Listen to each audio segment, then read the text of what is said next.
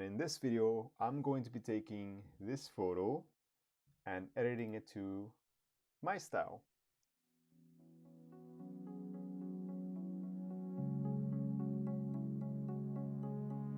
When I first started taking night pictures, I was trying to emulate other styles of photographers I liked. And over time, I started putting in more of what I like, you know? And eventually, I feel like I developed what is my style. Like this is mine and it's not trying to be somebody else. This is me. So I can safely call this the NOE AOZ style. So before I start, I want to say that recently I started studying color theory, and I tried to apply what I learned in color theory, at least the first few pages or first few chapters, in this photo, and I think it came out really well. People are liking it. No more waiting. Let's get to it. And if this is your first time on my channel, please be sure to like and subscribe. Please leave comments. Be sure to suggest this video to people who want to learn photography, because it really helps me out, especially since the YouTube competition is really tough. But anyways, we have this photo and we're gonna make it look like this. Now, what I did learn from color theory, well, I knew about color complementary colors and analogous colors, monochrome. I knew about those kind of things, but I never really purposely tried to apply that to my photos. I mean, I did a few times. This time I want to use blue and orange.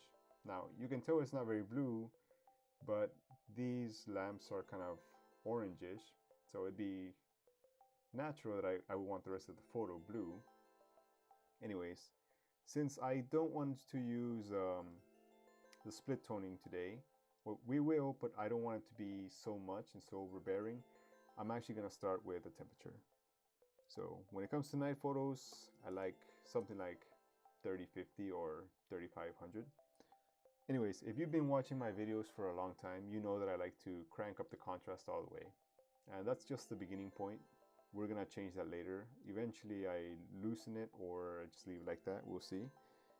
Like, there's one thing you gotta understand.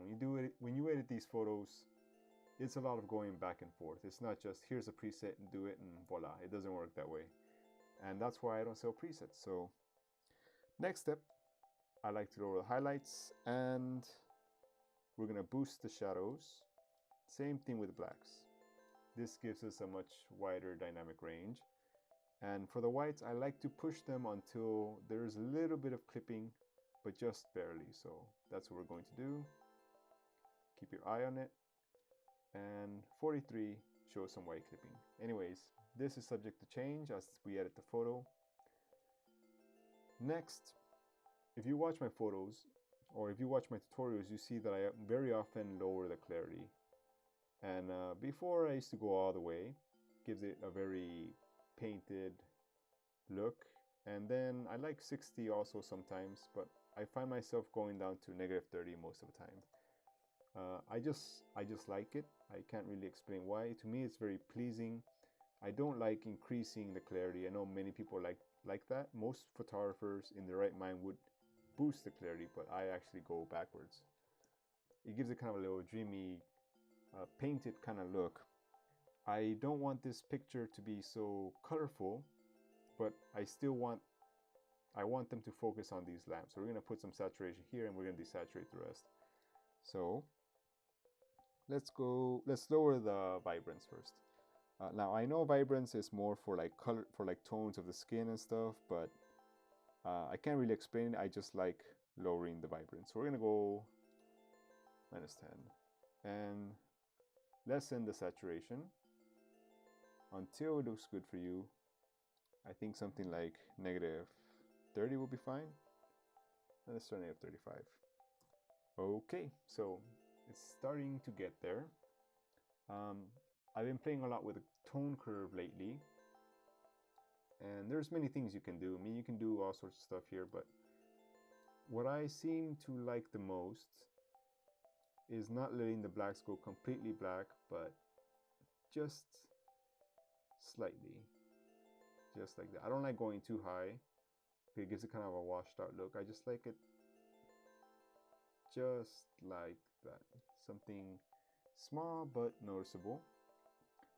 Next, we're gonna go down to the colors. Like I always find the HSL panel the most fun. Now, like I was saying, I want to apply what I learned from the color theory books to this photo.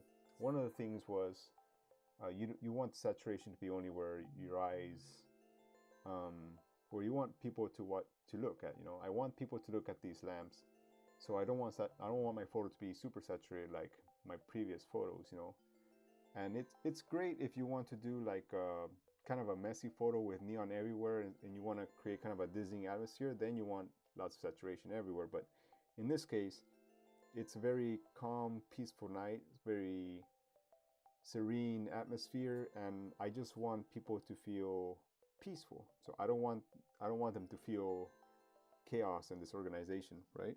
So what we're going to do is we're going to, well, besides reducing saturation all around except the lamps, we're going to use complementary colors to draw our viewers in. We're gonna make the rest of this photo bluish, and we're gonna boost the orange here. And that's just some little trick I learned from reading. So please be sure to read. And I want to, first of all, change some of these colors. Like I don't really want red. I just want orange and blue. That's what I'm going for this time around. So I'm gonna turn all the reds, boost them all the way up to 100 to make them kind of orangish, as you can see. And I'm gonna increase the saturation a little. Just so, let's go to 20. Just so it looks nice and more orangish, right? Now, I think, okay, I'm gonna leave orange as it is. Yellows, I do want them to be more towards the orange side. You see, this way goes green, this way goes orange. There we go. And I think saturation is fine. So as you can see, I'm just kind of playing around with colors. I don't have anything particularly in mind. I just, the way I see it. I'm not sure you guys can see the subtle change, but if you look right here, you can see that it goes from green to kind of bluish. So I boost the aqua all the way to 100, and now we're gonna go to the blue. Now, like I said, I want the blue to be not so overbearing, not so saturated. So I'm gonna, well, that's too much. I'm gonna reduce it until it looks good to my eyes. Let's try something like -15. Okay, and I don't think I have to worry about purple and magenta. There's not so much of it here, but okay, it's looking better.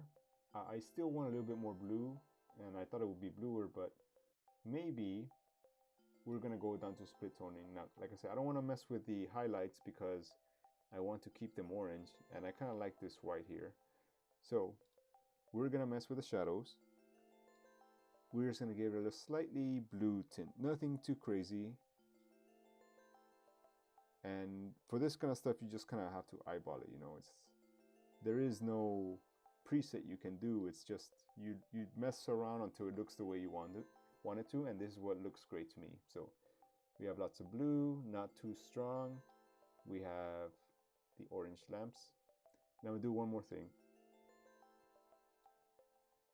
Let's see, I do want the people's eyes to be more drawn to these lamps, so we're gonna add a little vignette. Now I know this is kind of a stylized thing. Most people don't like to add vignettes, but that's just what I like to do. Okay, so as you can see, our picture's starting to take some form, and now we're gonna go to the brushes. So like I said, we have this kind of slightly desaturated look all around the photo, and unfortunately the lamps, even though they are orange and they are drawing you in, they're still very much not very saturated. So we're gonna increase the highlights a little bit and increase the saturation. Oh, it looks good. 20, 35. Just slowly paint over them. Actually, I don't think I want to increase the highlights. We'll leave it at that. We're going to increase the temperature just a little bit. Just like that.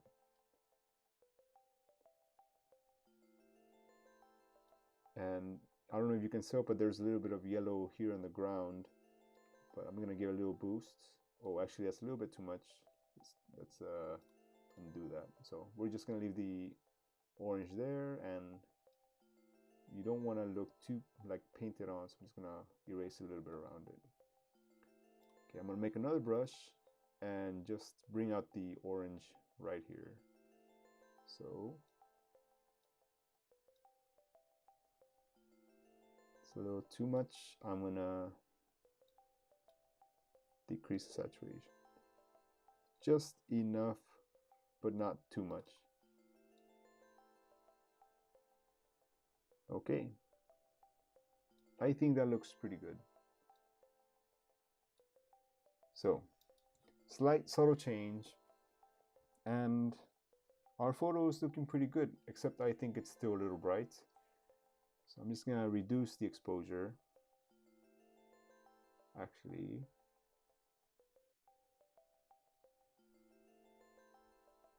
I think that looks pretty good. Okay, and that's pretty much it. There's not a whole lot to it. I mean, oh, don't forget to increase noise reduction. I don't think most people know, but I shoot with a 24 to 105 f4, and people always ask me about the shutter speed and my settings, and to be honest, I don't really know. I just leave the camera on aperture priority and let it decide. So here is what I call my style, my own style, and this is how I made all these other photos, pretty much the same way. Desaturated, but I increase the saturation in the places where I want to draw your eyes. And before I was doing it without knowing I was doing it, but now that I know what I'm doing, I think I can apply what I've been learning to my photos and make them even better, you know, next level.